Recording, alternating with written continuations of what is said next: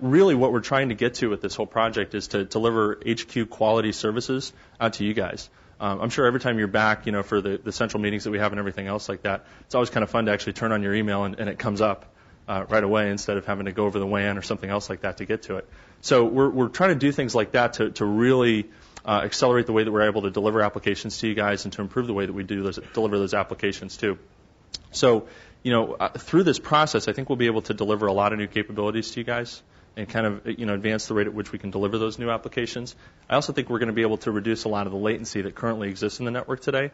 So I know on some of the new enterprise apps that we've deployed over the last couple of years, you have those fantastic screen refresh times of the start counting now and go get a cup of coffee, come back, and maybe it'll be up kind of thing. Sure. So I understand that. And, we also really think that this will help us improve scalability and performance for the entire IT infrastructure as a whole, not just those particular applications. So, that's one of the main things that we were looking at in doing this. Secondarily, we think that through this process, we're going to be able to really help you guys reduce a lot of your administrative costs as well and some of the administrative effort that you guys have to go through.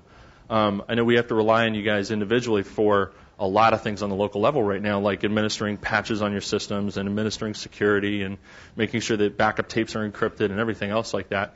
And, the 4 FTEs that you guys have down here to do that is tough to do a lot of times. And we keep throwing more stuff on you and not really giving you any more money to actually get the job done. So, I think that this process is going to help you a lot with that. As part of this whole process, moving stuff back to headquarters, it's going to really enable us to do a lot of things from a security perspective. We've talked a little bit about some of the servers that we're going to be able to consolidate through this process, things like file and print and email and some of the generic network servers that you have out there doing stuff and other general purpose servers. I think for your office alone, that's about 10 to 12 servers, if I'm right. So, across, if you're fairly representative of the other 300 offices that we've got in the organization, you can do the math on that. Sure. It's a lot of servers. They talk about trying to cram a 10-pound cabbage into a 5-pound bag. I mean, that's what we're trying to do with our IT security budget right now. We have way too many endpoints to secure. So, part of this process would be to really reduce the number of endpoints that we have. So that means, fewer systems to actually have to update, right? If we're replacing these general purpose servers with a couple special purpose appliances, they're going to be more hardened. They're going to be less vulnerable to attacks anyways. So it's going to really reduce kind of our footprint from a security posture perspective. Additionally, it's going to really reduce the exposure of data that we have in the field. So as we're doing system backups, you're not going to have to do backups on anywhere near as many systems, which means that we're not going to make you off-site vault anywhere near as many tapes, which means that we don't have as many in the field that are vulnerable. We took a look at encrypting all the tapes that went to all the data protection facilities across the country, and the cost was just incredible. It was really, really high. So, reducing that footprint and moving the data back is going to be something that really helps us still protect the data and still secure it.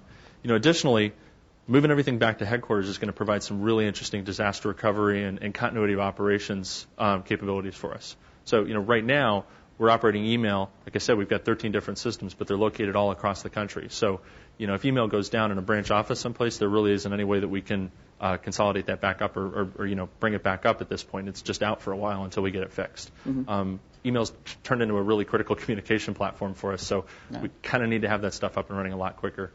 This should allow us to centralize and then protect that central facility much easier than we have been able to in the past.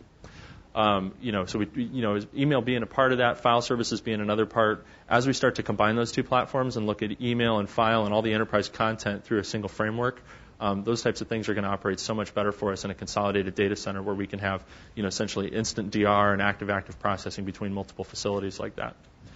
We mentioned patching and updating systems faster. This is going to be a major area for you guys on the security side. I know you spent a lot of time doing that today, both on the testing and on the deployment side of things. Yeah, that's what I was doing before I came down here this morning. Yeah. I know that's a major issue for you and something that we should be able to take off of your plate a little bit. So, through doing a lot of these things, I really think that we're going to be able to help you guys with your security posture. I think we're going to be able to help you do a lot more with the people that you do have and focus on a lot more proactive activities and, a lot more of the things that you guys would really like to be working on every day.